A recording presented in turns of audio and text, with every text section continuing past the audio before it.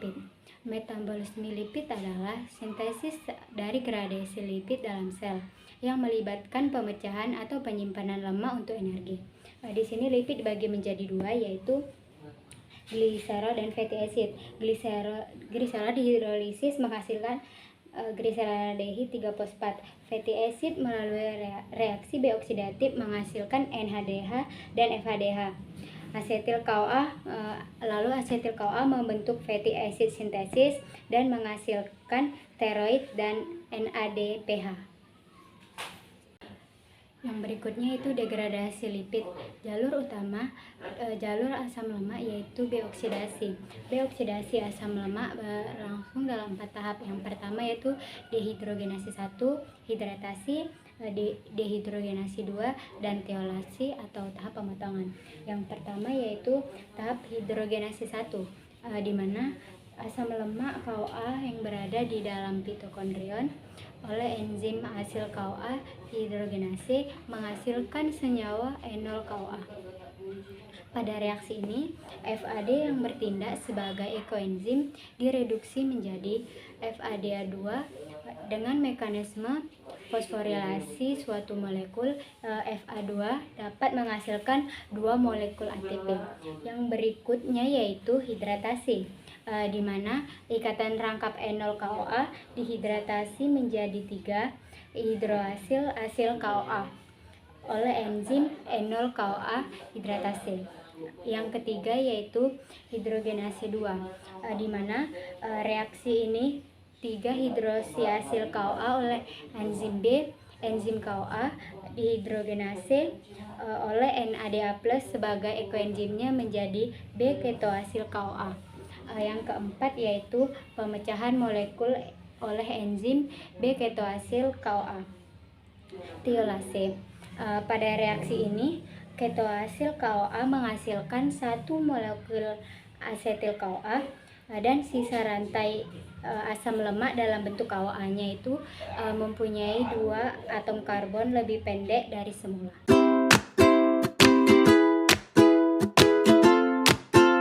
Biosintesis asam lemak. Reaksi ini dibagi menjadi 3 tahap, yaitu yang pertama tahap aktivasi, yang kedua elongasi, dan yang ketiga tahap teolasi atau pelepasan produk terakhir. Yang pertama yaitu aktivasi, di mana asetil CoA dibawa masuk dari mitokondria ke sitoplasma dengan mengubahnya menjadi sitrat oleh aktivitas enzim sitrat sintase. Yang kedua yaitu asetil CoA dibentuk kembali dari sitrat dalam bentuk sitoplasma dengan enzim ATP sitrat liarase. Dan yang kedua yaitu reaksi pembentukan malonyl CoA dari asetil CoA yang dikatalisis oleh enzim asetil CoA karboksilasi dengan bantuan biotin. Enzim asetil CoA karboksilasi mempunyai 3 daerah. Yang pertama yaitu biotin carrier protein, dan kedua yaitu biotin karboksilasi, dan yang ketiga yaitu transkarboksilasi. Tahap yang kedua yaitu tahap elongasi, di mana tahap ini pembentukan asetil ACP sebagai starter atau molekul pemula. Transfer residu asetil dari asetil CoA ke gugus SH dari molekul ACP pada sistem enzim kompleks asam lemak sintase merupakan reaksi pemula dalam mekanisme biosintesis asam lemak. Yang berikutnya yaitu transfer residu asetil ke asil SH dari enzim dan residu malonyl ke pan-SH dari ACP ke residu asetil ditransfer ke dalam translokasi ke dalam gugus SH dari residu asil pada B-ketoasil ACP sintase. Secara bersamaan, gugus malonyl dari malonyl CoA dipindah ke pan-SH dari ACP membentuk alonyl ACP oleh enzim malonyl CoA ACP transferase. Dan yang berikutnya yaitu reaksi kondensasi pembentukan aketoasil SACP. Gugus asetil Pada B ketoasil ACP, sintase ditransfer ke K ACP pada malonil ACP dengan pelepasan CO2A yang berasal dari HCO3. Reaksi berikutnya yaitu ketoasil SHCP direduksi oleh NADPH membentuk dihidrosil butiril ACP yang dikatalisis oleh B ketoasil ACP reduktase. Di sini reaksi hidrogenasi T butiril ACP selanjutnya yaitu dihidratasi oleh enol ACP hidratase menjadi AB transbutinol ACP atau trans C2 butinol ACP atau disebut dengan krotil ACP. Reduksi yang kedua yaitu trans 2-ACP direduksi oleh enol ACP reduktase menghasilkan butiril ACP. Pembentukan butiril ACP untuk memulai siklus berikutnya yaitu gugus butiril. Dari butiril ACP ditransfer ke gugus SH dari enzim B ketoasil ACP. ACP kemudian diesterkan dengan gugus malonil dari molekul malonil KOA lain oleh malonil KOA lain. Kemudian siklusnya diulang sebanyak 7 kali dan pada berikutnya dengan butiril. B ketoasil ACP sintase menghasilkan B ketoanal heksanol ACP. Setelah 7 siklus berhasil dilakukan, maka produk akhir dari sistem enzim kompleks pada lemak sintase. Tahap ketiga yaitu tahap tiolase atau tahap pelepasan, di mana pelepasan asam palmitat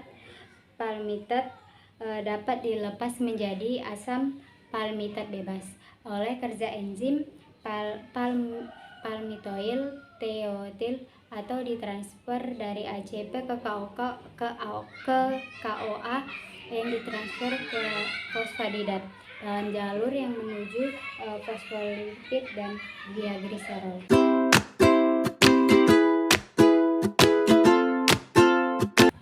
Biosintesis triasilgliserol, di mana ini merupakan lipid cadangan yang disimpan dalam jaringan adipasa dalam arti. Dalam tumbuhan dan hewan, biosintesis ini merupakan prosusor L-gliserol 3-fosfat yang disingkat dengan G3P, dan hasil KOA G3P pada umumnya berasal dari senyawa intermediat dalam proses glikolisis atau bentuk dari gliserol bebas hasil dari degradasi triasilgliserol oleh aktivitas gliserol kinase.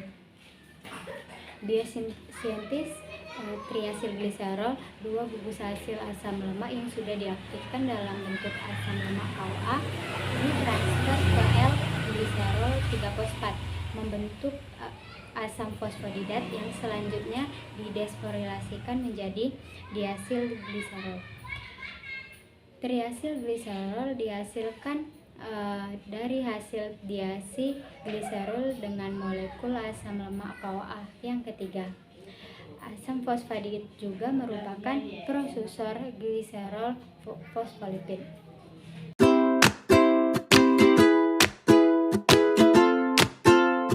Biosintesis fosfolipid ini dimulai dari reduksi hidroksiaseton fosfat menjadi gliseraldehid 3-fosfat yang disingkat dengan G3P.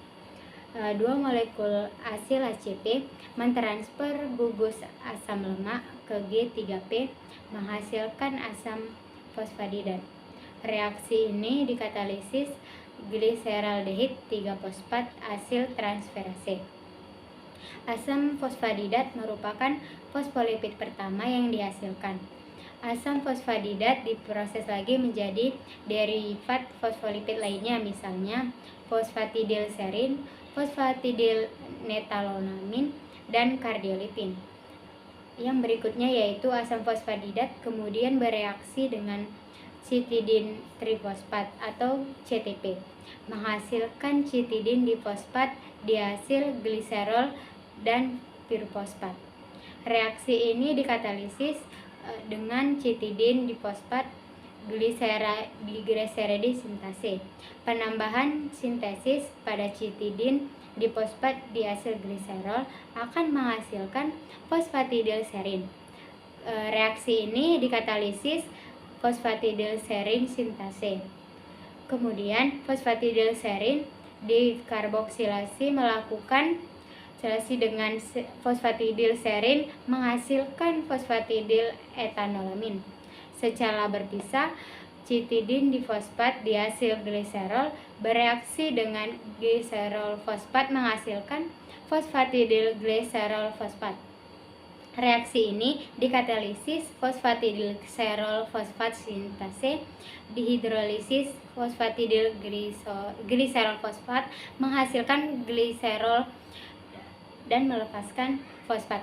Reaksi ini dikatalisis fosfatidilgliserol fosfat fosfatase, 2 molekul fosfatidil fosfat dan bereaksi menghasilkan kardiolipin atau dengan difosfatidilgliserol. Reaksi ini dikatalisis kardiolipin sintase.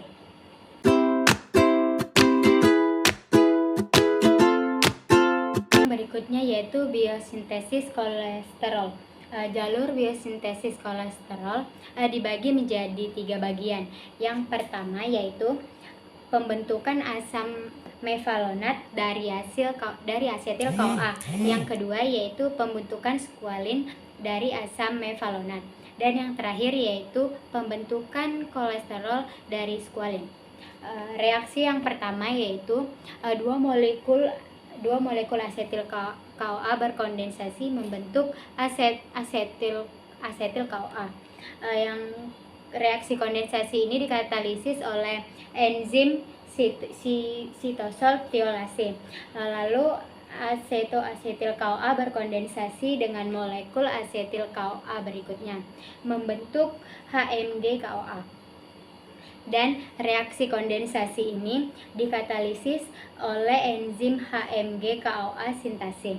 Selanjutnya yaitu HMG CoA diubah menjadi mevalonat dalam sebuah proses reduksi 2 tahap oleh NADPH dengan dikatalisasi dengan enzim HMG CoA reduktase. Tahap yang kedua yaitu reaksi dimulai dengan fosforilasi asam mevalonat dengan ATP berturut-turut menghasilkan 5 fosfomevalonat, 5 asam fosfomevalonat dan 3 fosfapentinil pirofosfat atau IPP dan asam 3,3 dimetilalil pirofosfat atau BPP.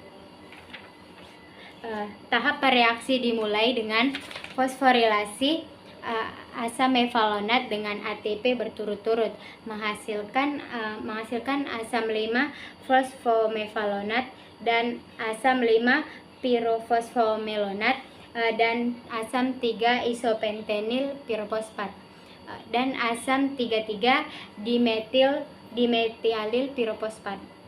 Pada tahap berikutnya yaitu 1 molekul IPP berkondensasi dengan molekul IPP menghasilkan 1 molekul mototerpen metil pirofosfat atau GPP.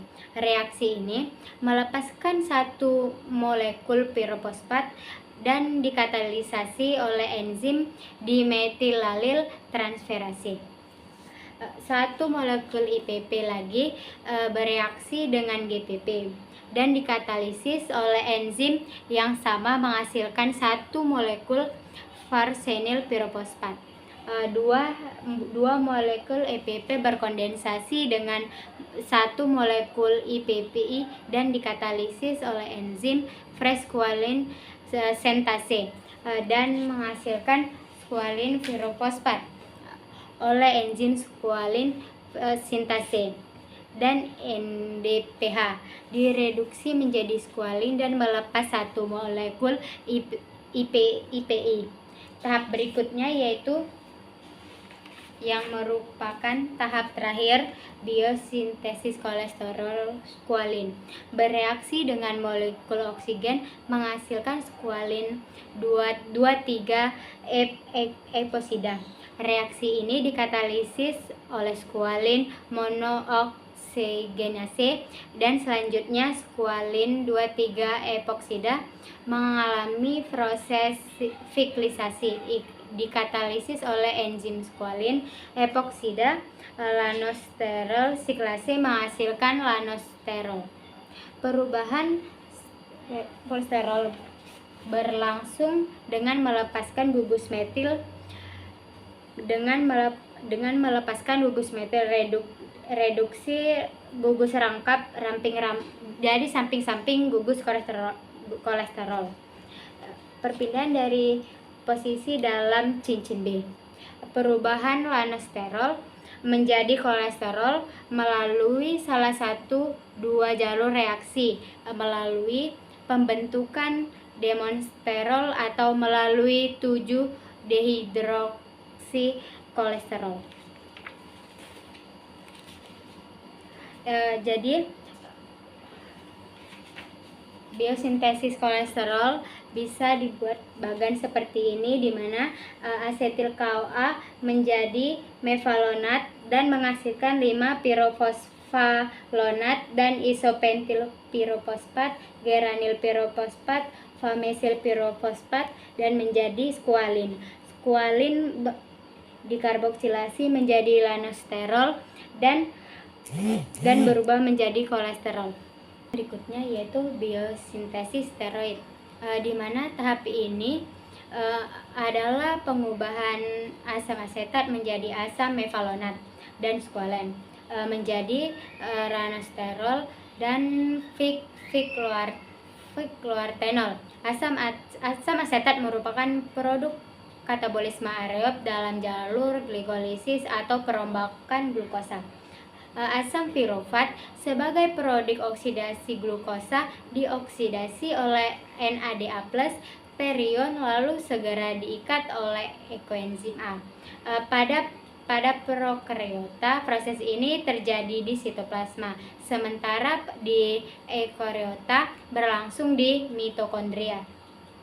Asam asetat yang diaktifkan oleh ekoenzim A melakukan kondensasi menghasilkan asetoasetat.